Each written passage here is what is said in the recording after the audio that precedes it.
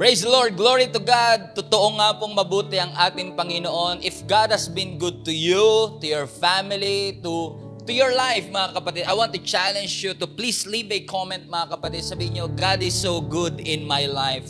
Ano mga kapatid, gusto ko lang pong batiin ang bawat isa sa atin ng Merry Christmas. In case you forgot, September na po mga kapatid. We are still going through this pandemic.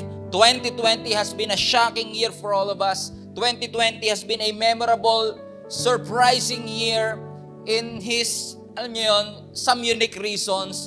But you know what? I believe na ang araw na ito ay lalong higit na magandang dahilan para tayo ay magsama-sama katulad ng araw na ito. Because isolation is not an option right now. We need a community. We need a kind of people, mga kapatid. Surround ourselves with people that will help us grow in our faith, na matutulungan tayo for this journey. So welcome sa Gia Kamanaba, mga kapatid. Welcome sa ating 3 p.m. service.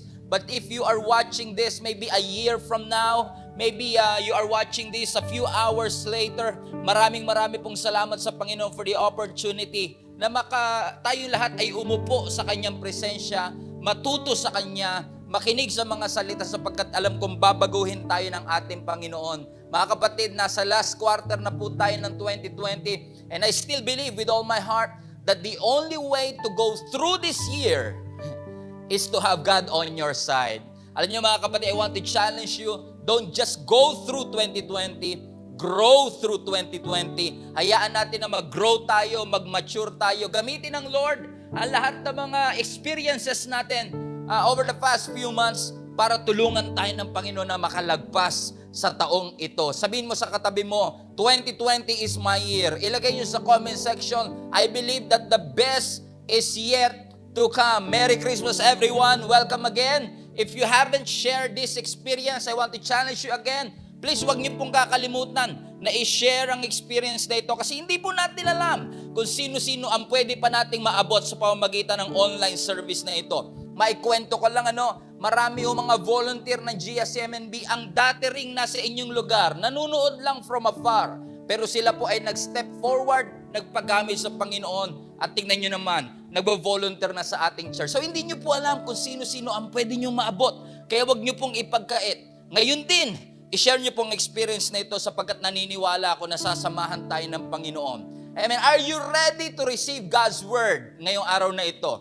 If you are ready, I believe that God is so ready to pour out His anointing, to pour out His blessing, and to say something to our hearts. So tayo mga kapatid, are you ready to respond? Are you ready to say amen? Are you ready to shout me out? Kasi ako naniniwala that this message is going to change a lot of our lives, mga kapatid. Once again, welcome po. Magandang umaga, tanghali, hapon at gabi sa inyong lahat.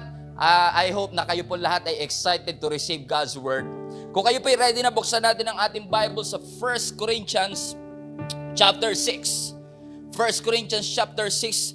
Our message today is quite challenging, verse 12. Aside po dito sa verse 12 ng chapter 6, you say, I am allowed to do anything, but not everything is good for you.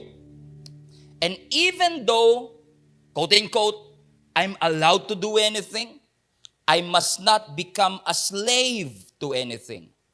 You say, food was made for the stomach, and the stomach for food. Well, this is true, though someday God will do away with both of them. But you can't say that our bodies were made for sexual immorality. They were made for the Lord. Take note of that. And the Lord cares about our bodies. The Lord cares about our bodies. Speaking of bodies, mga kapatid, the past few months ay mainit na mainit. But I believe, mga kapatid, with all my heart, sana maging mainit din ng itong mensahe nito sa inyong lahat, wherever you are. I want to talk to you about on this subject, boundary problems. Boundary problems. Lagay nyo nga po sa comment section, I may have a boundary problem. Ano mga kapatid, our choices, our decisions determine the victory or our future. I say that again. Your choices has the potential to determine your future or your victory. Your life is a product of your yes and no's. Ang ating buhay ay produkto ng ating mga desisyon. Ang isang maling desisyon ay pwedeng mag-lead sa habang buhay na kapahamakan. Pero ang isang tamang desisyon ay pwedeng mag-lead sa isang abundant, prosperous life. Alam niyo mga kapatid, ang desisyon natin, ang ating choices ay isa sa pinakamagandang regalo ng Panginoon sa bawat isa sa atin. In fact, mahal na mahal tayo ng Panginoon. Binigyan niya tayo ng choice. Hindi lang niya tayo prinogram para mahalin siya, binigyan tayo ng Diyos ng pagkakataon na choice na mahalin natin ang Diyos pabalik. Pero ang choice na yan, mga kapatid, is very generic, very general sa ating buhay. At yun, sabi ng survey, tayo daw po ay gumagawa ng at least 5,000 decisions a day. Can you imagine? 5,000 decisions, small and big. Minsan namimili ka, ano ang aking kakainin? Anong oras ako kakain? Saan ako kakain? Ano ang aking susuotin? Ang dami nating mga desisyon sa buhay. Maliligo ba ako o hindi? Magsisipilyo ba ako o hindi? Lahat yan, mga decision.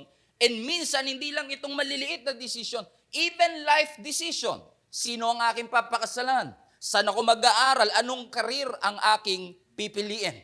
Alam niyo, lahat tayo may choice, pero ang ating unang magulang na si Adan at Eva ay nagkaroon kagad ng maling desisyon. Adam and Eve made a very wrong choice. Amen? They made a wrong decision na nagdala sa atin ng kasalanan and even kamatayan.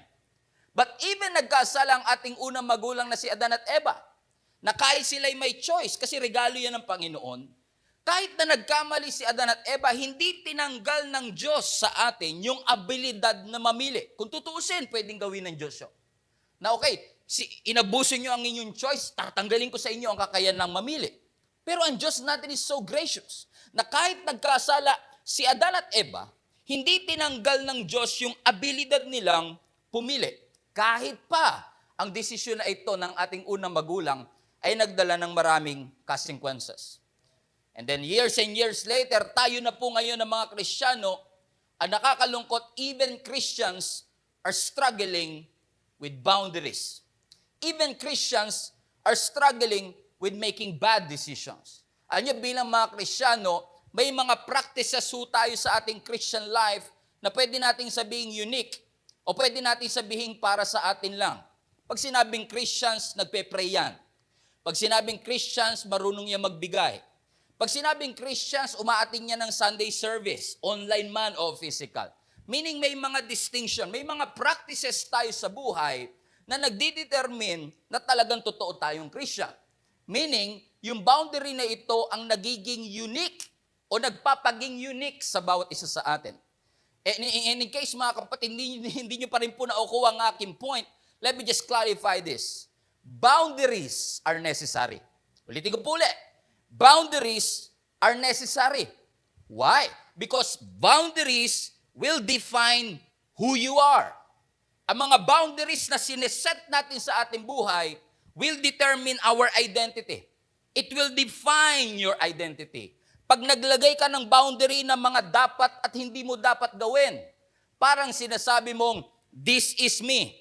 This is what I value. Meron kang boundary line. This is what I believe. This is what I am good at. Kapag may boundary, yan na nagsasabi sa iyo kung saan ang simula at saan ang dulo. Where you begin or where you end. Pag naglalagay ka ng boundary, yan na nagsasabi sa iyo na ito ang aking responsibility at ito ang hindi ko responsibility. Boundaries are necessary. Leave that in the chat. Boundaries are necessary. Bakit importante ng isang Kristiyano o isang tao ay may boundary? Kasi ang great boundary will bring great blessing. Kapag tama ang boundaries natin sa buhay, naghahati dito ng maraming pagpapala. Boundaries are activating the promises of God in your life. Ang boundaries, mga kapatid, ay nagpo-promote ng tunay na kalayaan. Amen? Yes, parang sa unang tingin, parang malaya pero may boundary. Yes, kasi ang tunay na kalayaan, meron kang abilidad na magsabing yes or no. Ano mga kapatid, isa sa napansin ko sa Biblia, ang ating Panginoong Diyos mismo is a boundary setter. Kahit Diyos, nagsiset ng boundary. Yung 10 Commandments natin is a boundary. Sabi ng Panginoon, this is what you should not be doing. Thou shalt not kill, boundary. Thou shalt not commit adultery, boundary. Thou shalt not steal. Lahat po yan ay mga boundary. At alam niyo po ba mga kapatid, in essence, kahit ang Diyos nag-set ng sariling boundary para sa kanyang sarili. Now, let me just explain. Ang Diyos natin walang limitation. Pero kahit po siya na Diyos at powerful, in essence, ay nag-set ng boundary para sa kanyang sarili. Ulitin ko po ulit. God has an infinite power.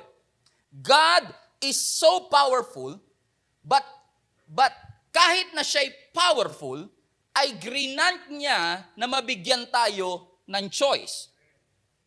Okay. God has a choice not to give us a choice, but He gave a choice to us anyway.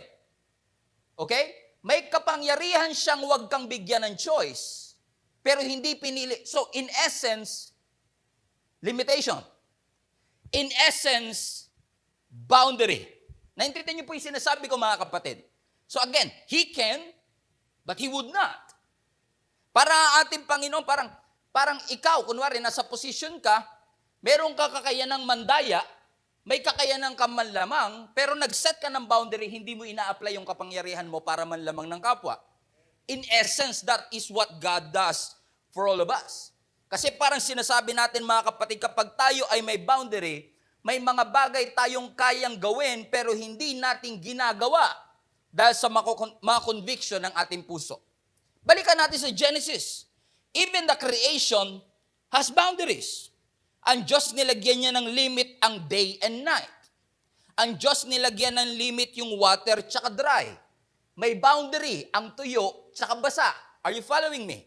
May boundary yung gabi sa umaga. Lahat po yan boundary.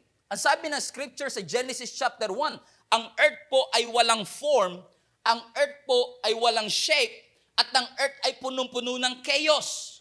Kasi walang boundary eh. At ang buhay natin, mapupuno talaga ng kalituhan pag wala kang boundary. Your life will be filled with chaos if you don't set boundaries. Lagay niyo po sa comment section, boundaries. At nung nilagay niya si Adan at Eva sa Garden of Eden, another boundary. Literally, ang Garden of Eden may boundary, at yung command ng Panginoon sa kanila, may boundary. Ano ang sabi ng Genesis chapter 2, verse 17? Andiyan pa po ba kayo? Ang sabi ng verse 16, brother, sabi dito, and the Lord God commanded the man, look at this, you are free to eat from any tree. Sounds like a generous God to me. Okay? But, look at that. A word of boundary. You can eat anything, but you must not eat from the tree of the knowledge of good and evil. For when you eat it, kapag kinain nyo ito, you will die. God is so generous. Ano yung sabi ng mga Bible scholar? There are thousands of kinds of trees, approximately, in the Garden of Eden. Ang sabi ng Lord sa kanila, okay, Adan, you can eat anything for free.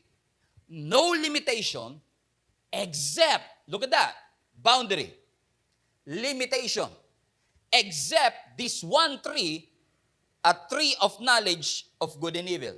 Napansin niyo ba mga kapatid, hindi sinabi ng Panginoon, kasi ang sabi ng Lord sa kanila, kasi kapag kinain niyo yan, huwag niyong kakainin kasi kapag kinain niyo, you will certainly die. Okay, klaruhin ko lang. Hindi sinabi ng Bible na kapag kinain nyo, papatayin kayo ng Diyos. Iba yun.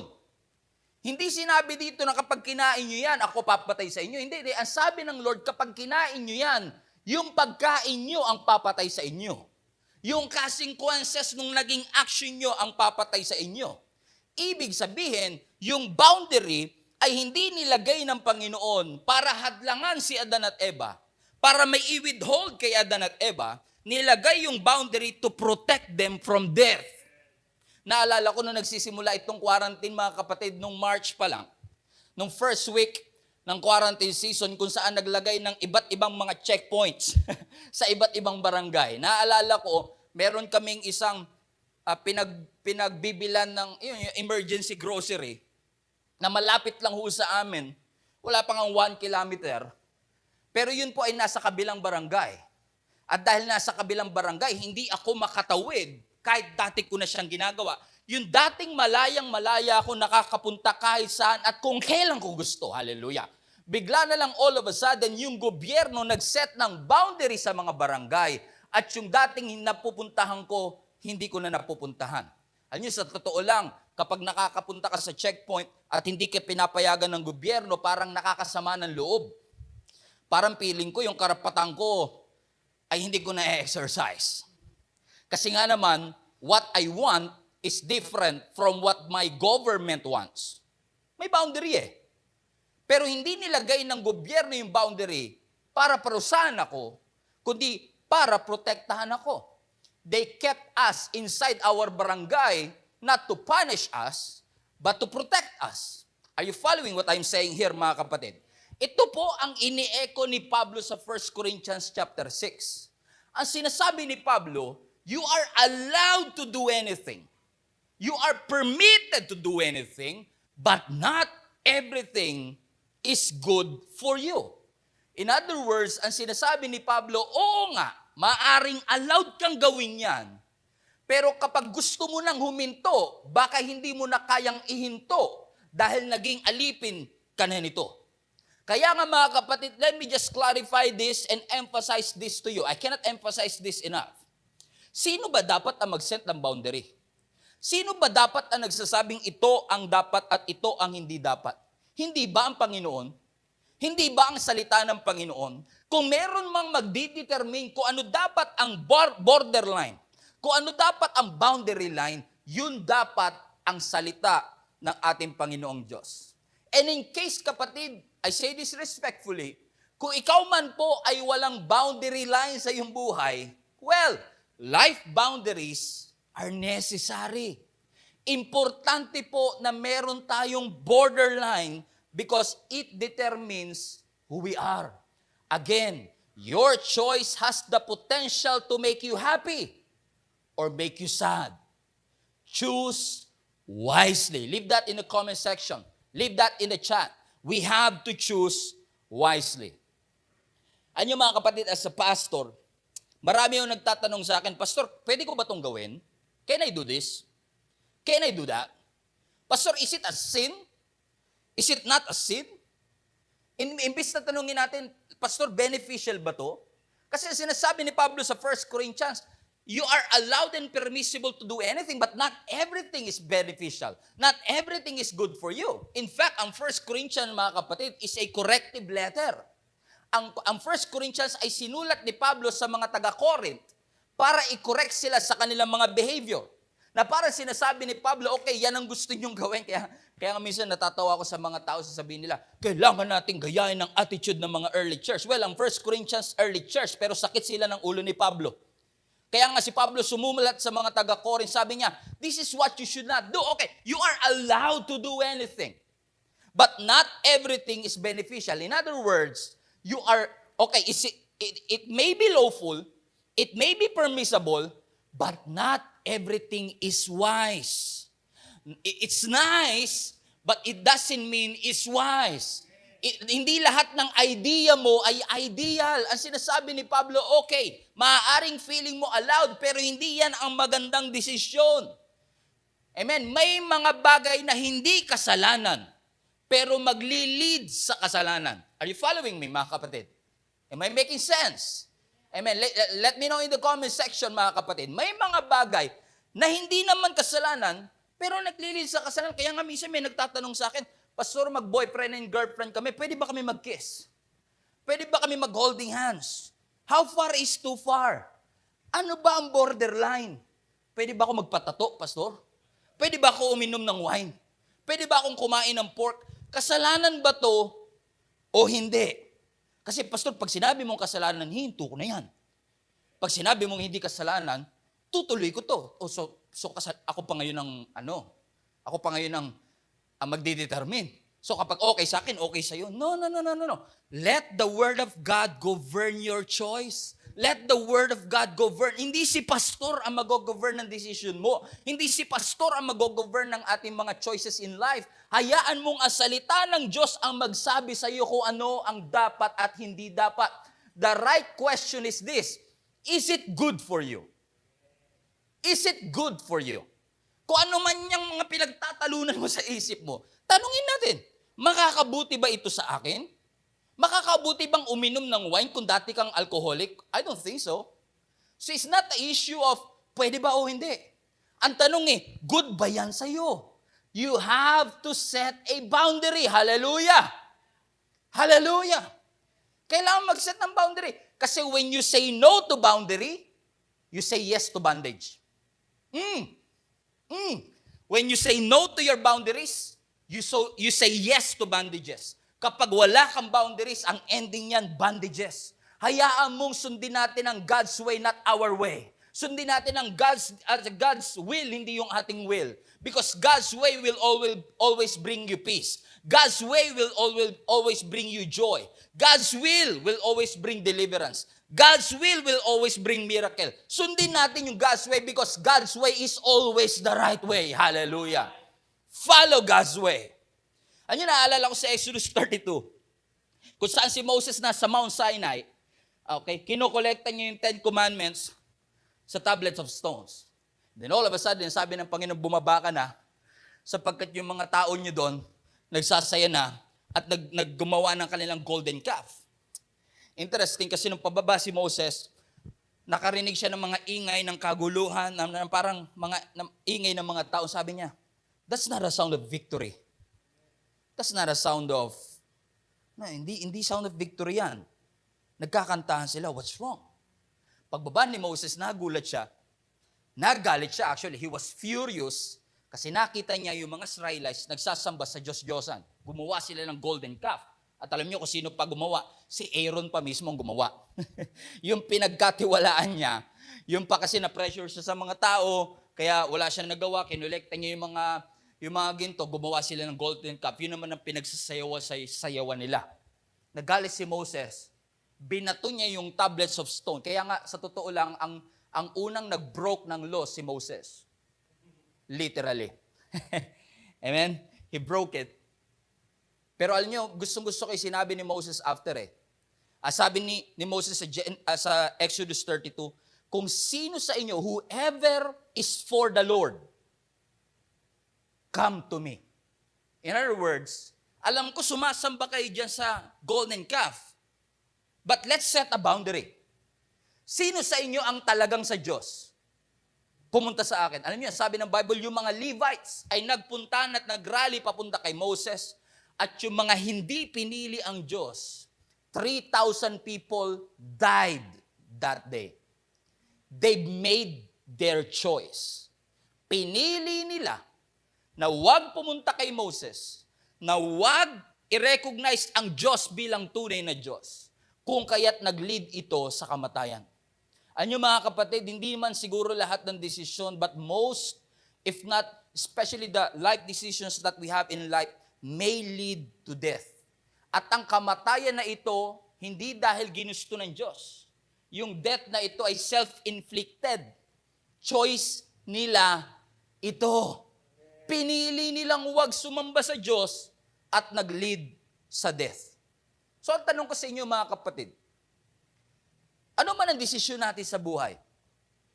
Ano man ang mga choices natin sa buhay? I think the best question is this. Yung choice ko ba makakatulong sa purpose ko? Yung choice ko ba, is it good for me? Yung decision ko ba makakatulong para ma-fulfill ko ang purposes ng Panginoon sa aking buhay? Kasi whether we like it or not, mga kapatid, ang disciple dapat may discipline. Hindi siguro aksidenteng nandun yung salitang disciple sa discipline. Kasi when you are a disciple of Jesus Christ, at some point, kailangan talaga ng discipline. I'm not saying we are perfect in this area, but we should produce discipline in our bodies. Ano ang sabi ng Proverbs chapter 13, verse 18? Ang sabi rito, the one who neglects discipline, look at that, ends up in poverty and shame. but the one who accept reproof is honored. In other words, ang sinasabi ng scripture, mga kapatid, kapag nineneglect mo ang disiplina, ang ending niyan kahirapan at kahihiyan. In other words, mga kapatid, bilang disciple, kailangan natin ng discipline.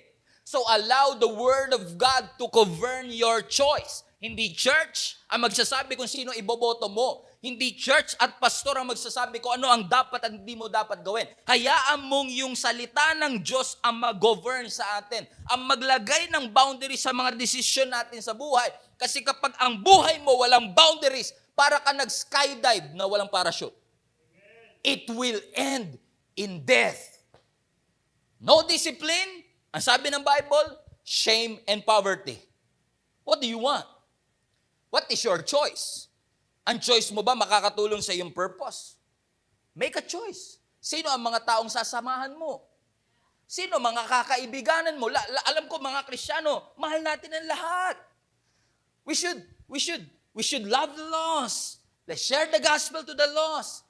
But as a Christian, we should also make boundaries about our association. Hindi si pastor ang pipili kung sinong kakaibiganin mo. Hindi si pastor ang pipili kung sino ang dapat at hindi mo dapat samahan. I cannot choose kung sino dapat ang inner circle ng buhay mo. I cannot choose kung sino dapat ang kaibiganin mo. Pero ang tanong ko sa iyo, sino-sino mga counselor ng buhay mo? Sino-sino ang mga nilalapitan mo kapag ikaw ay may pagsubok? Sino-sino ang mga kinakaibigan, kinakausap mo? Sino-sino ang mga inner circle ng buhay mo? Are you surrounded with people that will help you find your purpose? Are you surrounded with people that will help you be intimate with our God? Pastor, pinapasaya niya ako eh. Pinapasaya ako ng mga friends ko. Okay, pinapasaya ka, pero dinadala ka ba niya sa purpose ng Panginoon? Iba kasi pinasaya ka lang. Para ka lang nag-roller coaster. Para ka nang, pag pumunta kayo sa Enchanted Kingdom, may roller coaster, may bump car, masaya ka pero wala ka napuntahan. Hallelujah. Pwede bang mangyari yun mga kapatid na pinasaya lang tayo pero walang napuntahan ng ating buhay? Walang naayos sa direksyon ng ating buhay? Ang kailangan mo kapatid, isurround mo ang people, ang sarili mo ng mga taong kakamustahin ka. Paligiran mo ang tao, ang sarili mo ng mga taong kakamustahin. Kamusta devotion mo? Umating ka ng online service. Mag-join ka sa prayer and fasting. You need to surround yourself with people na sasabihin sa'yo, hindi tama yan. Boundaries yan. Mali yan. Pag sinabihan ka naman talagang mali, nakaka-irritate. Parang nakakainis. Pero mas gugustuhin ko ng isurround ang sarili ko ng mga taong magsasabi ng nakaka-irritate, pero mag-i-irrigate naman ang buhay ko. Ang mga sasabihin nila sa iyo parang, hindi tama yan, gawin mo to, gawin mo yan, nakaka-irritate naman talaga. Pero if that words will irrigate what God has placed in your life and will help you pursue the purposes of God in your life, kailangan mo tong gawin. Lagay niyo po sa comment section, choose your friends wisely. I know I'm preaching good, mga kapatid. I don't know kung nag-aiming kayo dyan, mga kapatid. But I know I'm preaching good. Kailangan nating piliin kahit sino ang kakaibiganin natin, sino ang mamahalin natin, sinong life partner natin. Kung ang damit nga, pinag-iisipan mo ng isang oras kung ano susuot mo Tapos yung mga decisions mo sa buhay, minsan, ang tagal-tagal na, ayaw pa rin natin mag-decide. Choose your friends wisely. Praise God. Lagay niyo po sa comment section, choose your friends wisely. Umiinit dito kasi mainit din ang mensahe ng Panginoon sa ating buhay, mga kapatid. Ba't ba importante kasi yung saying no na yan, mga kapatid? Importante yan Because if you cannot say no, kung di mo kayang magsabi ng hindi, kahit mali, paano mo malalaman kung ano limit? If you cannot say no, how would you know what is your limit? As I said, ang tunay na kalayaan, meron ka dapat abilidad magsabi, yes, no. Ano sabi ng Bible? Let your yes be yes, and let your no be no. Bakit mga kapatid, ang sabi ni Paul sa 1 Corinthians chapter 6, kung hindi mo kayang magsabi ng no, alipin ka niyan. Kung di mo kaya magsabi ng no sa trabaho, alipin ka niyan. Kung di mo kaya magsabi ng no sa kanya, alipin ka niya. You have to learn to say no. I almost entitled this message, Learn to Say No. But in reality, mas malalim yung ugat eh. Meron tayong boundary problems. Hindi natin alam kung kailan tayo dapat magsabi ng yes and no. At na nakakalungkot, mga Christians pang katulad ko, kasama na ako dito, nag-i-struggle tayo sa mga boundaries natin. We've got boundary problems. Buti pa yung bakuran mo may boundary, pero yung buhay natin wala. Boom, sabog. Buti pa yung kamay natin hugas ng hugas, pero yung puso ng gigitata. Because wala tayong boundaries. We need to set boundaries kahit sa ang aspect, even sa appetite. Learn to say no. Hindi porke may chocolate game. Amen. Guilty as charged. Lahat tayo. Hallelujah.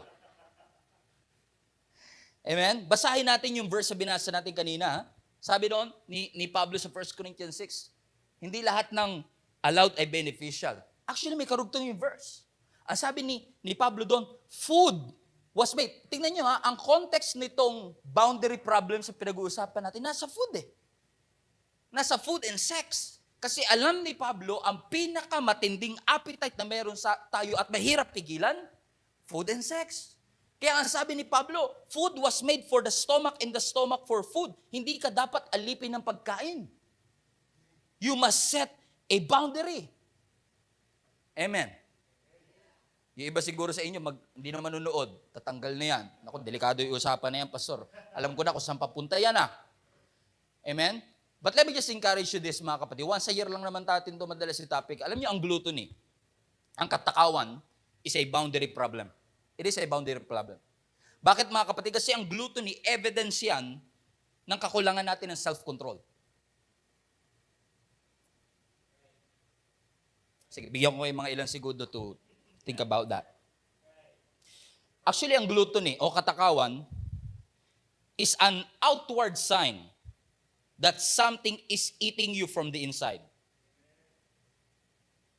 In fact, ang gluttony is the most acceptable sin in the church. Totoo lang. Madalas sa ating pansinin ng mga maraming bagay. Pero sa totoo lang, mga kapatid, guilty as charged. Lahat tayo Christians. Kasama ako dito. Ang gluttony seems to be the sin that Christians like to ignore kasi gusto natin pagkain eh. Pag outing, may pagkain. Pagka may wedding, may pagkain. Pag may okasyon, may pagkain. Magki-Christmas na naman, ayan na naman. Sabihin natin, okay lang magpataba. Pasko naman eh. Huwag na muna tayo mag-diet sa January na lang. Pagdating ng January, February, huwag na muna. Valentine's naman eh. Tsaka na pag summer, para meron tayong summer body. Ginagamit nating excuse yung holiday so that we can eat ourselves to death. Hallelujah. Minsan, pag pupunta tayo sa eat all you can, sa sangyupsal, sabihin natin, magsusot muna ako ng maluwag para I have room to grow. Hallelujah. Why? Kasi we tolerate it. We tolerate it, mga kapatid. Masarap ba ang pagkain? Yes. Imagine niyo naman ang buhay na walang pagkain. Ang hirap din, boring din yan eh. Imagine niyo ang buhay na walang food. Hindi rin naman masaya. Pero kahit mabuti, kapag nagiging masama, kapag hindi natin ginamit sa tamang purpose, sa tamang oras, and even sa tamang amount, we should set a boundary. But let me balance this out. Gluttony is not a food issue. Gluttony is a heart issue. Hindi yan sa amount ng dami ng kinakain natin lang. Okay? Kasama yun. It's not about the amount of food that we eat, but it's about our attitude towards the food. Alam niyo ba, mga kapatid, mas kilala ang Sodom at Gomorrah sa homosexuality. Pero isa sa mga dahilan kung bakit ang Sodom at Gomorrah ay nagpababa ang Diyos ng apoy, hindi homosexuality. Gluttony. Sa Ezekiel 16, na meron na ako message before this, na ang Diyos sinasabi sa kanila, huwag na kayong tumulad sa Sodom and Gomorrah, na dahil sa kanilang kalapastanganan, na sila ay mga gluttonous people, meaning ang tatakaw nila. Hallelujah. Kaway-kaway dyan, mga kapatid. Sabi mo sa sarili mo, hindi ako nagtuturo, ako to. Okay, lagay niyo sa comment section, ako ang topic ngayon, hindi yung kapitbahay ko, hindi ko yung kapatid ko, ako to. As sinasabi ni Lord sa Ezekiel 16 through prophet Ezekiel, bakit kayo masyadong matakaw samantalang sa labas ng bahay niyo marami naghihirap at nagugutom? You are getting and eating something that you don't need. It's too much. So it's not just a food issue, mga kapatid. Ang sinasabi dito in essence, nag-i-struggle tayo sa overeating pero ang daming nagugutom. Something is wrong. Masyado niyong pinapakain ang inyong katawan pero ang inyong kaluluwa gutom na gutom. You don't have hunger for righteousness. You don't have hunger for the truth of God's word. Ibig sabihin, at some point in our life, pagkain man yan, relationship man yan, oras man yan, at some point in our life, we have to learn to say no. Boundaries. Learn to say no. Boundaries. My own testimony, dati po, ang timbang ko 90 kilograms. Okay? More than a year ago. Amen? And we all have been struggling with eating. Ang sarap kumain, lalo pag Pilipino tayo, no? Right? Lalo ngayon na nasa quarantine tayo, pag nakakalabas, parang sarap ng milk tea, ng pizza. Dito nga, pagka nagre-rehearse kami minsan, pag nagre-record kami, pagka Sunday, minsan, hindi mo mapigilan, no? Sarap kumain eh. Amen? And we are not against that. Masarap yan. Cheat day naman eh. Pero alam nyo, dahil at that time, yung timbang natin ay masyadong mabigat, ang baba ng confidence mo. Okay, you are sinning against your own body. And then mababasa ko pa sa survey, sabi doon 60% ng Christians overweight. Parang nakakalungkot. Para bang hirap na hirap tayong pagtagumpayan ng ating appetite. I don't mean to judge or condemn anyone. Because I have been through this and still struggling with this until now. Na para sinasabi dito, hirap na hirap tayong pagtagumpayan ng ating appetite. You can say no. Bakit? You don't have boundaries. And God, you know that God is not pleased with our unhealthy eating habits. And yet, hindi pa rin tayo nagsasabi ng no. And then God spoke to me. Ang sabi ng Lord sa akin one time, if ang Diyos mo ay yung stomach, ang ending mo, distraction, naalarm na talaga ako. Sabi ko, Lord, this has to stop. I have to set a boundary. Kasi parang lahat tayo, slave tayo ng ating appetite. Pagkain man yan o any other means. Lagay nyo sa comment section, this has to stop. Kasi sa totoo lang, hindi ka naman papayat. Pag sinabi mo, Lord, papayatin mo ko, hindi ka papayat. You have to make a decision. You have to set a boundary. Hallelujah. Sino sa inyo, nung nag-start ang quarantine, sabi nyo, magpapapayat na ako. And guess what? Amen. Sino naman nagsabi sa atin, magpapataba na ako. And guess what? Lalong pumayat. Diba? Amen? What I'm trying to say is that hindi ka magiging healthy lang dahil nanalangin ka. Yung spirit natin maaaring maging healthy. Pero doesn't go that way. It doesn't work that way.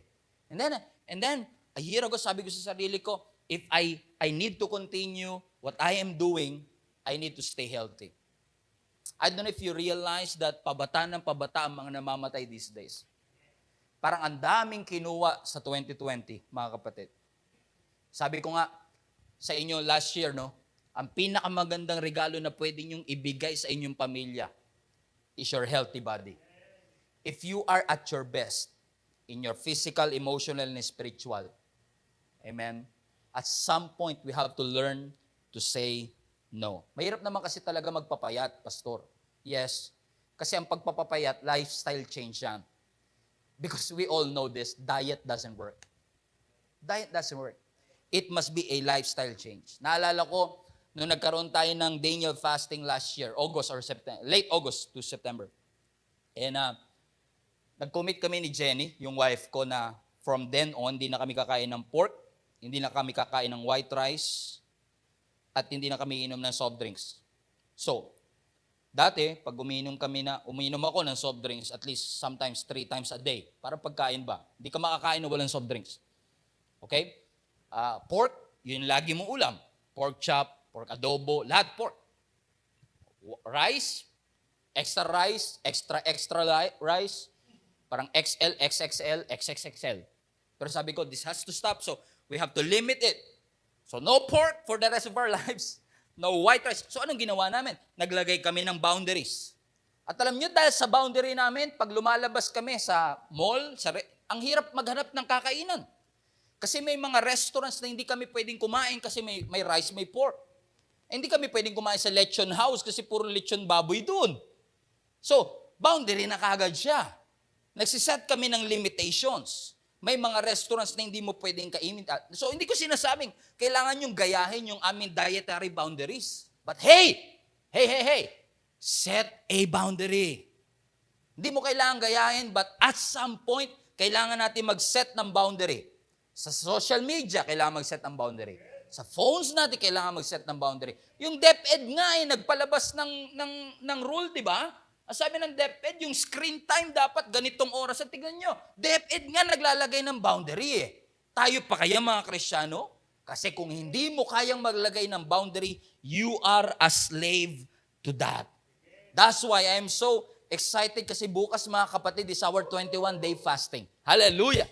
Praise God! Sino excited sa inyo? 21-day prayer and fasting. Kasi sa fasting, nagsasabi tayo at naglalagay tayo ng boundaries. For 21 days, we will not eat this. We will not eat that. Wala muna kaming meat.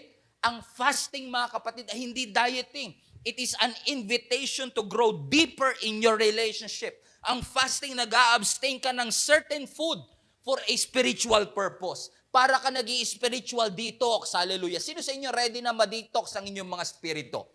Amen. By saying no. By saying no to food. For a specific time, mga kapatid, sinasabi natin na, Lord, mas mahalaga ka kaysa sa pagkain.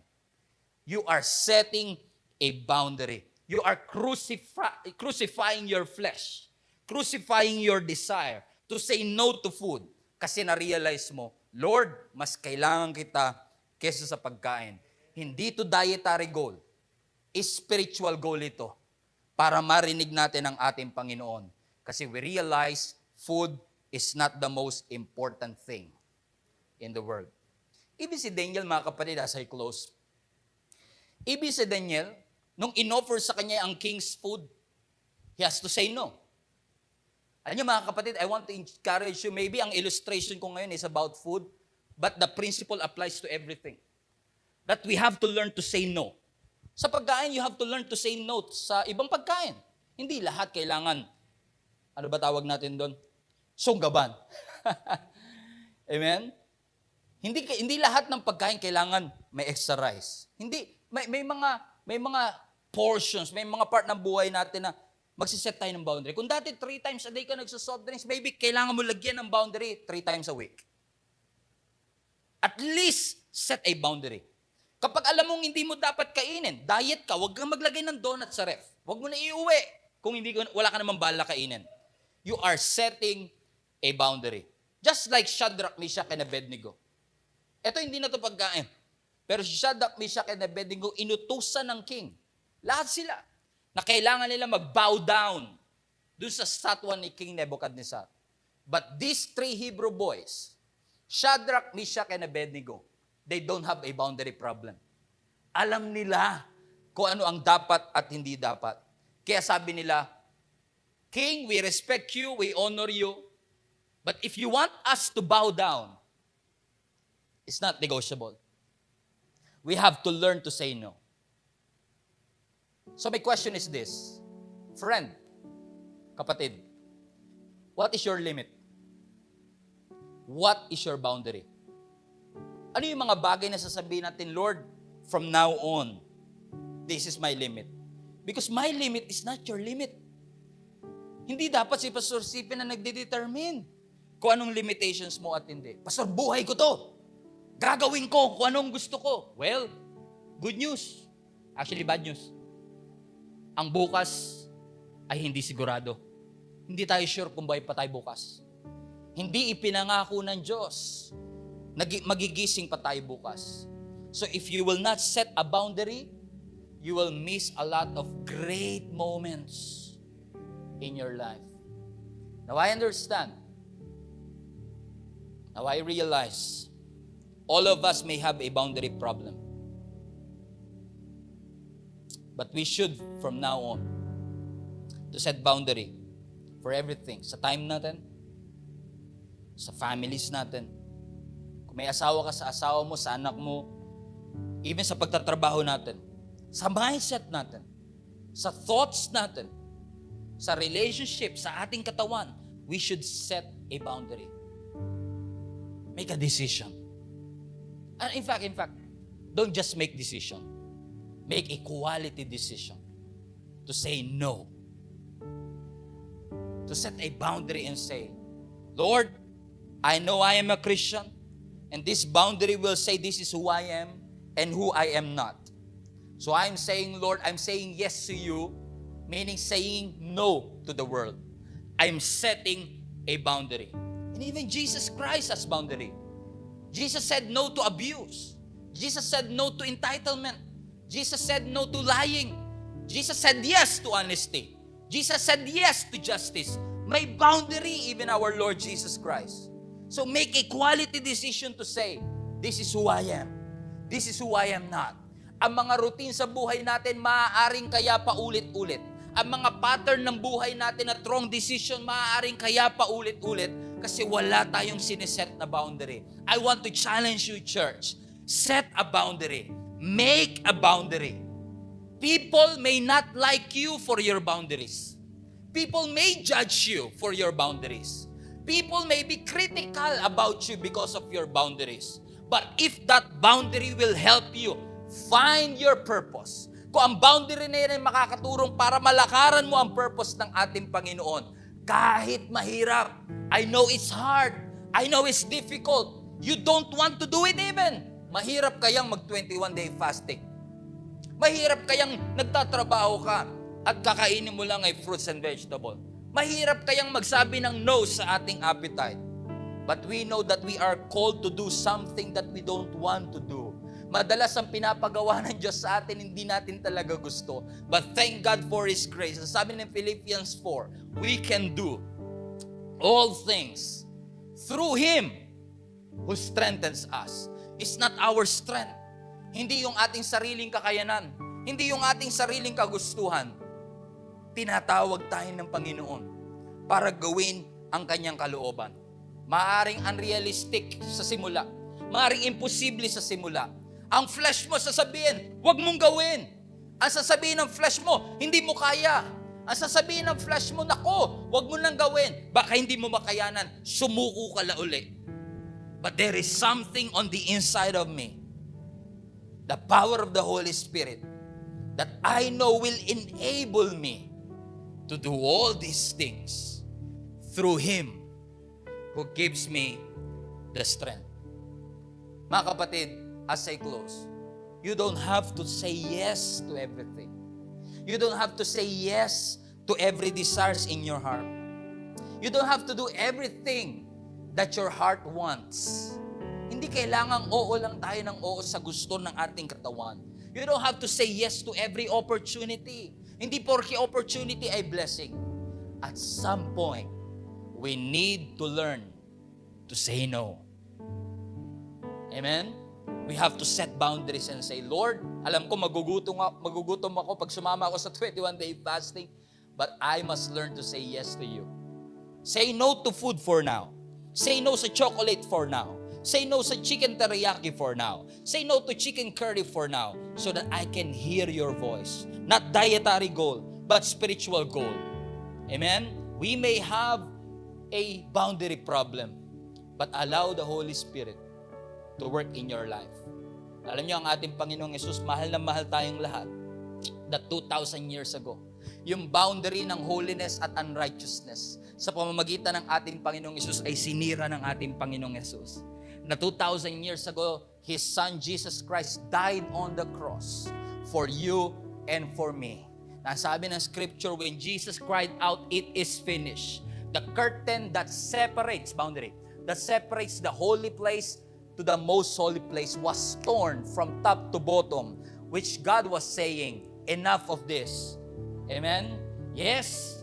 Amen. Sinira ng Lord ang boundary ng holiness sa righteousness so that we can say yes to the will of God, so that we can say yes to the commandments of God, that we can say, yes, Lord, I believe. Yes, Lord, I will follow. Yes, Lord, I will press on. Yes, Lord, I will continue. And when you say yes to God, you are saying no to the world. When you are saying, I do, God, you are saying, I don't to many things of the world. We have to learn to say no. Set your boundaries. Hallelujah. Father, we thank you for this wonderful opportunity for us to reflect and realize how good you are in our lives. Thank you. Salamat, Panginoon, sapagkat hindi ka nagkulang sa amin. Salamat, Panginoon, na hindi mo kami pinabayaan, hindi mo kami iniwan. Panginoon, salamat, even you gave us a free gift of choice so that we could choose the right thing. Hindi mo kami ginawang robot. Binigyan mo kami ng abilidad na piliing mahalin ka, na piliing sumunod sa iyo, Panginoon. But right now, we are praying. Gabayan mo po ang aming pagpili. Let the Word of God govern our choices. Let your Word, Lord God, govern our decisions in life. Lord, lalo na po sa panahong ito, kung saan na lahat ng tao ay desperate to find an answer. Kung lahat ng tao, Panginoon, is desperate to find a solution. Huwag mo hayaan na magpadala kami sa desperation, kundi sa revelation of who you are in us. Makita namin, Panginoon, na oo, maaaring kami ay nangangailangan ng mga bagay-bagay. Maaari naghahanap kami ng magpapasaya sa amin. Maaari naghahanap kami, Panginoon, na magpapagaling sa amin. Pero hayaan mong ikaw ang una naming lapitan. Hayaan mo mag-set kami ng boundaries, ng limitation, ng border, Panginoon, para sabihin, this is who we are. We are the son of God. We are the daughter of God. And we will not allow Satan, the devil, the evil works, the evil thoughts, Lord God, to dominate our minds, to dominate our thoughts, and even to dominate our actions. We need you, Holy Spirit. We need your grace and your mercy. We know without your grace, we cannot say no. As sabi mo sa Titus, Panginoon, it is your grace that will enable us, Lord God, to say no to ungodly things. We need your grace right now. Yung mga kapatid ko, Lord God, na narito ngayon, alam mo ang kanilang puso. Marami silang struggle. Marami silang gustong pagtagumpayan. Mga bagay na ayaw nilang gawin pero ginagawa pa rin nila. Lord, I pray that your grace covers them right now. Your blood, Lord God, covers their sin. And allow your grace to that will empower them, Lord God, and enable them to say no to ungodly things. Lord, destroy the boundary problems in the body of Christ. And we allow you, Holy Spirit, to put enablement, the grace that enable us to do the right thing, to do the good things, Lord God, so that we can